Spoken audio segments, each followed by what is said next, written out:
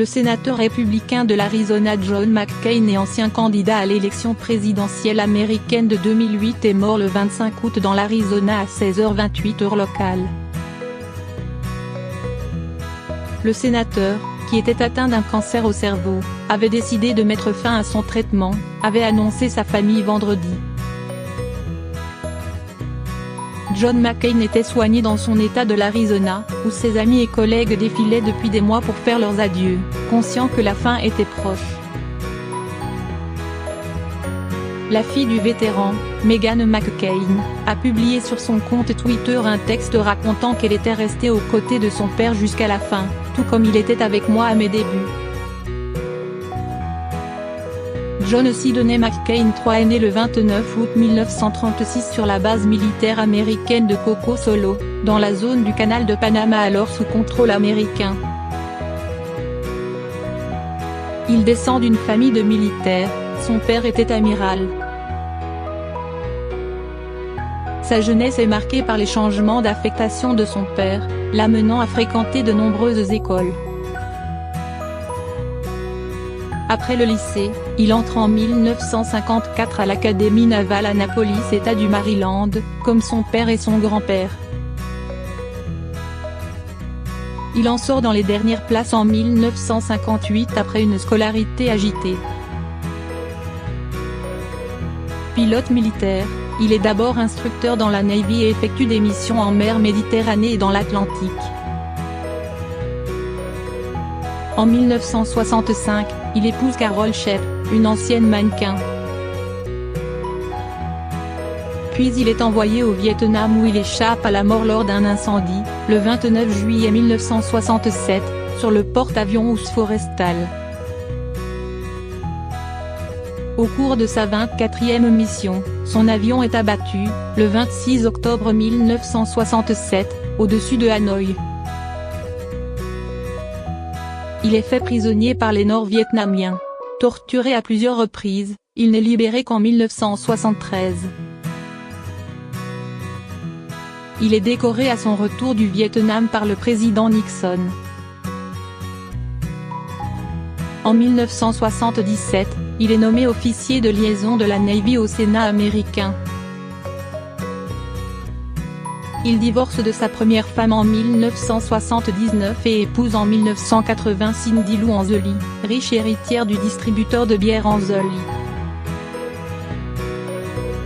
Il fait ses débuts en politique dans l'Arizona, au sein du Parti républicain. Il est élu à la Chambre des représentants en 1982. Puis, en 1986, il remporte l'un des sièges de sénateur de l'État. Il sera réélu en 1992, 1998, 2004 et 2010. En 1993, avec un autre vétéran de la guerre du Vietnam, le sénateur démocrate John Kerry, il demande la réouverture des relations diplomatiques avec ce pays. Ce sera chose faite 2 ans plus tard. En 1999, il narre dans son autobiographie Face of My Fathers, Random House, non traduit, ses années dans les geôles nord-vietnamiennes.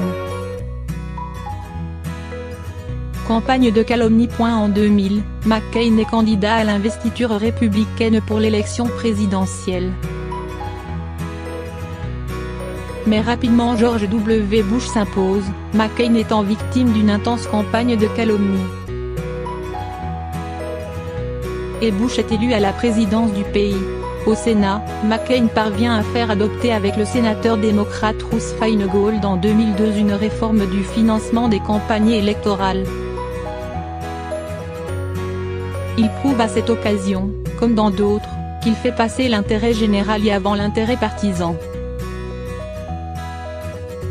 Ce qui lui vaut l'hostilité de certains républicains, notamment à droite.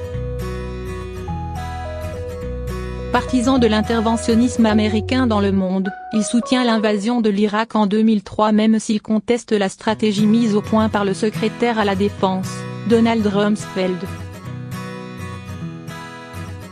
Il avait d'ailleurs approuvé les bombardements de la Serbie pendant la guerre du Kosovo sous la présidence Clinton en 1999. Lors de l'élection présidentielle de 2004, il soutient George W. Bush. Ce dernier est réélu pour un ultime mandat. Aussi en 2008, la voie est ouverte pour une deuxième candidature. Mais son âge, 71 ans, est un handicap face au candidat démocrate, Barack Obama, 48 ans. Il choisit la très droitière Sarah Palin, égérie du Tea Party, mouvement contestataire opposé à l'État fédéral, comme colistière, mais largement battue par Obama.